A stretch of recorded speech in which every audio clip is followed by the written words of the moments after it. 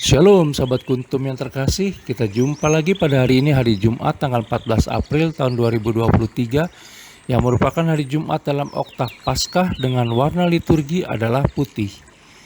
Kuntum pada hari ini mengambil tema mengenali kehadirannya dan mewartakannya. Sahabat kuntum yang terkasih, struktur bacaan kita pada hari ini terdiri dari bacaan pertama yang diambil dari kitab Kisah Para Rasul 4 ayat 1 sampai dengan 12, Mazmur tanggapan diambil dari kitab Mazmur 118 ayat 1 sampai dengan 2, 4 dan ayat 22 sampai dengan 27a. Bait pengantar Injil diambil dari kitab Mazmur 118 ayat 24 dan bacaan Injil pada hari ini diambil dari Injil Yohanes 21 ayat 1 sampai dengan 14. Struktur bacaan pada hari ini sama dengan struktur bacaan pada hari Jumat tanggal 22 April tahun 2022, tanggal 9 April tahun 2021, tanggal 17 April tahun 2020, dan tanggal 26 April tahun 2019.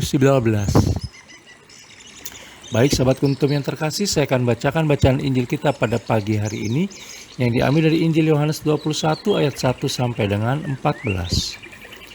Yesus menampakkan diri kepada murid-muridnya di pantai Danau Tiberias.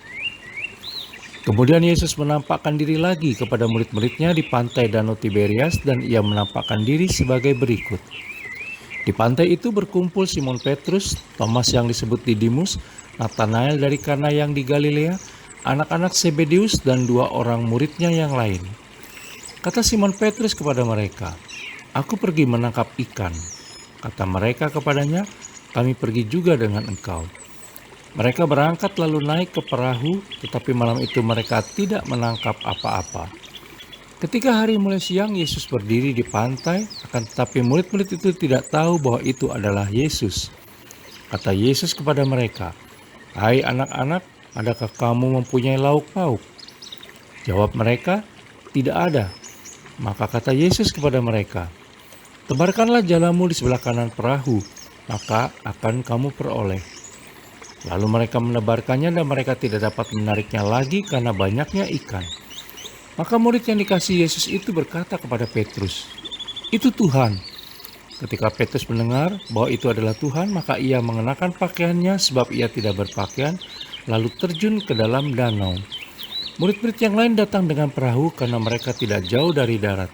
Hanya kira-kira 200 hasta saja dan mereka menghela jala yang penuh ikan itu. Ketika mereka tiba di darat, mereka melihat api arang dan di atasnya ikan dan roti. Kata Yesus kepada mereka, "Bawalah beberapa ikan yang baru kamu tangkap itu." Simon Petrus naik ke perahu lalu menghela jala itu ke darat, penuh ikan-ikan besar 153 ekor banyaknya. Dan sungguh pun sebanyak itu jala itu tidak koyak. Kata Yesus kepada mereka, "Marilah dan sarapanlah." Tidak ada di antara murid-murid itu yang berani bertanya kepadanya, "Siapakah engkau?" Sebab mereka tahu bahwa ia adalah Tuhan. Yesus maju ke depan, mengambil roti dan memberikannya kepada mereka. Demikian juga ikan itu. Itulah ketiga kalinya Yesus menampakkan diri kepada murid-muridnya sesudah ia bangkit dari antara orang mati. Demikianlah sabda Tuhan, terpujilah Kristus. Sahabat kuntum yang terkasih, sebelum kita lanjutkan renungan kita pada pagi hari ini, jangan lupa untuk menekan tombol like dan subscribe yang ada di bawah video kuntum ini, agar kuntum dapat terus berkembang semakin baik di masa yang akan datang. Terima kasih sebelumnya dan mari kita lanjutkan renungan kita pada pagi hari ini. Bacaan Injil pada hari ini yang diambil dari Injil Yohanes 21 ayat 1 sampai dengan 14, berkisah tentang penampakan diri Yesus Kristus kepada para muridnya untuk ketiga kalinya, sesudah ia bangkit dari antara orang mati. Yesus Kristus menampakkan dirinya di pantai Danau Tiberias kepada Simon Petrus, Thomas yang disebut Didimus, Nathanael dari Kana yang di Galilea, anak-anak Zebedeus, dan dua orang murid yang lain. Para murid tersebut kembali kepada status dan kondisi sebelum dipanggil, yaitu nelayan. Mereka kembali menjala ikan dan terancam gagal sebagai penjala manusia. Penampakan Yesus Kristus membuktikan bahwa dirinya hidup, tidak mati dan menggenapi firman yang pernah dikatakannya. Kehadiran kembali Yesus Kristus membawa makna bahwa Yesus Kristus yang telah bangkit akan selalu hadir lewat sabdanya walau tidak lagi secara fisik. Sabda Yesus Kristus akan membuka jalan dan mengarahkan kita untuk terus mencoba tatkala mengalami kegagalan. Tubuh dan darah Yesus Kristus yang diberikan kepada kita merupakan tanda bahwa Ia terus hadir dan menghidupi umatnya serta memberikan kekuatan dalam segala keresahan.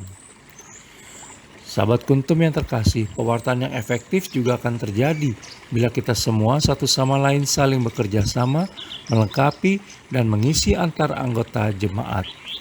Di mana dalam Injil Yohanes 21 ayat 6b, 8 dan ayat 11 di dalam bacaan Injil pada hari ini digambarkan bagaimana dengan cara masing-masing para murid tersebut bekerja untuk menghasilkan tangkapan ikan yang banyak sehingga terkumpul 153 ikan dalam jala tanpa terkoyak sedikit pun jalanya.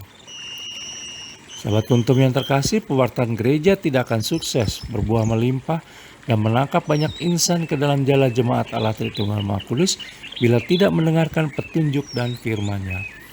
Tugas kita saat ini bukan lagi mengenali kehadiran Allah Tritunggal Maha Kudus, tetapi turut mewartakannya.